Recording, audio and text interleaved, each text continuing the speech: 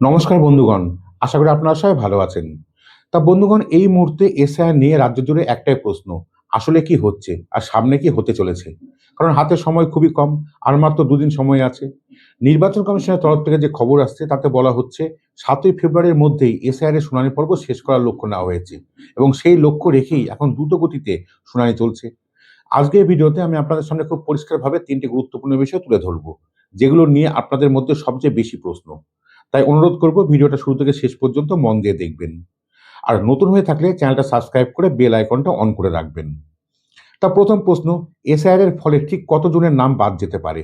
দ্বিতীয় প্রশ্ন, যাদের নাম বাদ যাবে তাদের কি নাগরিকত্ব চলে যেতে পারে? তৃতীয় প্রশ্ন, যাদের নাম ফাইনাল তালিকায় থাকবে না তারা কি পরে আবার ভোটার লিস্টে নাম তুলতে পারবে? এক এক করে সব পরিষ্কার করে বলছি।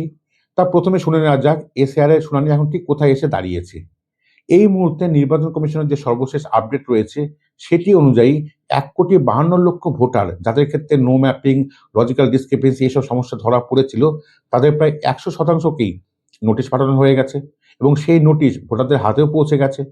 শুধু বিশেষ কিছু কারণে মাত্র ১১ জন ভোটারকে নোটিশ দেওয়া সম্ভব হয়নি। বাকি সবাই নোটিশ পেয়েছেন। ১,৩০,০০,০০০ ভোটারের শুনানি ইতিমধ্যে শেষও হয়ে গেছে। অর্থাৎ এখন হাতে রয়েছে প্রায় ২২ লক্ষ ভোটার। এই শুনানিগুলো আগামী দুদিনের মধ্যে শেষ হয়ে যাওয়ার কথা এবং শুনানি শেষ হওয়া ১,৩০,০০,০০০-এর মধ্যে ৯৫ লক্ষ ভোটারের তথ্য ইতিমধ্যে নির্বাচন কমিশনের পোর্টালে আপলোড করা হয়েছে। যার মধ্যে ৫৫ লক্ষ তথ্য এখনো পর্যন্ত স্ক্রুটিনি বা যাচাইও হয়ে গেছে।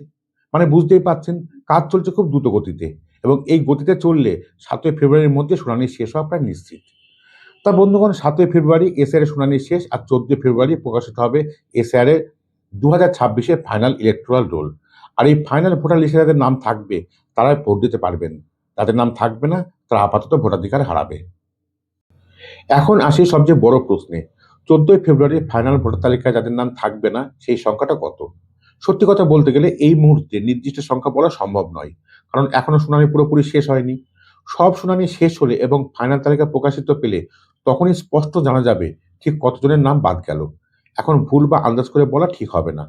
সঠিক তথ্য এলে আপনাদের অবশ্যই জানাবো। অনেকের মনে প্রশ্ন, যাদের নাম বাদ যাবে তাদের নাগরিকত্ব কি চলে যাবে? একদম পরিষ্কার করে বলছি, মন দিয়ে শুনবেন। উত্তরটা হলো না। নির্বাচন কমিশন আগেই জানিয়েছে বৈধ নাগরিকদের নাম বাদ পড়ার সম্ভাবনা নেই। একই সঙ্গে অবৈধ কেউ যেন তালিকায় না থাকে সেটাও তারা নিশ্চিত করছে। ভোটার তালিকা থেকে নাম বাদ যাওয়া মানেই নাগরিকত্ব চলে যাওয়া এমনটা নয়। প্রথম ধাপে যা হবে, ভোটাধিকার হারাবেন, মানে আপনি ভোট দিতে পারবেন না। কিন্তু পরে যদি আবার নাম তুলতে পারেন তাহলে ভোটাধিকার ফিরে পাবেন।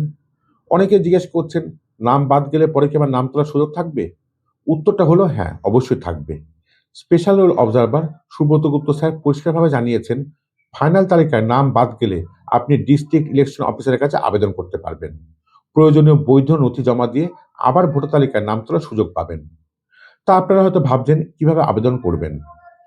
দেখুন, আপনাদের সামনে একাধিক রাস্তা খোলা থাকবে। অনলাইনে ফর্ম 6 ফিল আপ করে নাম তুলতে পারবেন, অথবা নিজের এলাকার ভিএলওর সঙ্গে যোগাযোগ করে, অথবা সরাসরি ডিস্ট্রিক্ট ইলেকশন অফিসে আবেদন করে। ফর্ম 6 জমা দিলে আবার শুনানি হবে, আবার ডকুমেন্ট যাচাই হবে, আর সব ঠিক থাকলে নাম উঠে যাবে ফাইনাল লিস্টে।